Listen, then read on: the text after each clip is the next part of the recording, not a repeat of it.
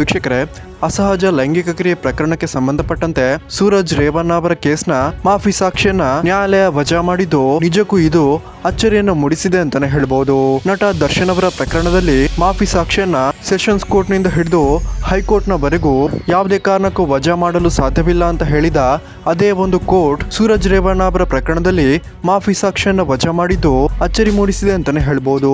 ಸೂರಜ್ ರೇವಣ್ಣ ಅವರ ಅಸಹಜ ಲೈಂಗಿಕ ಕ್ರಿಯೆ ಪ್ರಕರಣಕ್ಕೆ ಸಂಬಂಧಪಟ್ಟಂತೆ ಮಾಫಿ ಸಾಕ್ಷಿಗೆ ಅರ್ಜಿಯನ್ನ ಹಾಕಿದ್ದಂತಹ ಈ ಪ್ರಕರಣದ 2ನೇ ಆರೋಪಿಯ ಮಾಫಿ ಸಾಕ್ಷಿ ಪ್ರಕರಣವನ್ನ ಇದೀಗ ಕೋರ್ಟ್ ವಜಾ ಮಾಡಿದ್ದು ಸೂರಜ್ ರೇವಣ್ಣ ಅವರಿಗೆ ಬಿಗ್ ರಿಲೀಫ್ ಸಿಕ್ಕಿದೆ ಅಂತಾನೆ ಹೇಳ್ಬಹುದು.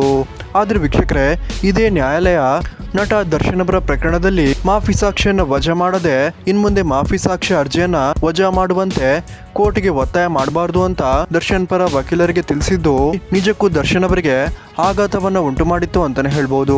ಈಗಾಗಲೇ ಅತ್ಯಾಚಾರ ಪ್ರಕರಣದಲ್ಲಿ ಜಾಮೀನು ಪಡೆದಿರುವಂತಹ ಸೂರಜ್ ರೇವಣ್ಣ ಅವರಿಗೆ ಕೋರ್ಟ್ ಬಿಗ್ ರಿಲೀಫ್ ಕೊಟ್ಟಿದ್ದು ಅದೇ ನಟ ದರ್ಶನ್ ಅವರಿಗೆ ಕೋರ್ಟ್ ಶಾಕ್ ಮೇಲೆ ಶಾಕ್ ಕೊಟ್ಟಿದೆ ಅಂತಾನೆ ಹೇಳ್ಬಹುದು. ಸೊ ವೀಕ್ಷಕರೇ, ಇಷ್ಟು ದಿನಗಳ ಕಾಲ ಆಘಾತದ ಮೇಲೆ ಆಘಾತ ಕಂಡ ನಟ ದರ್ಶನ್ ಅವರಿಗೆ ಆ ದೇವರು ಇನ್ನಾದ್ರೂ ಒಳ್ಳೇದು ಮಾಡ್ಲಿ ಅಂತ ಹಾರೈಸೋರು ದಯವಿಟ್ಟು ಈ ವಿಡಿಯೋಗೊಂದು ಮೆಚ್ಚುಗೆ ಕೊಟ್ಟು ಜೈ ಡಿ ಬಾಸ್ ಅಂತ ಕಮೆಂಟ್ ಮಾಡಿ ತಿಳಿಸಿ.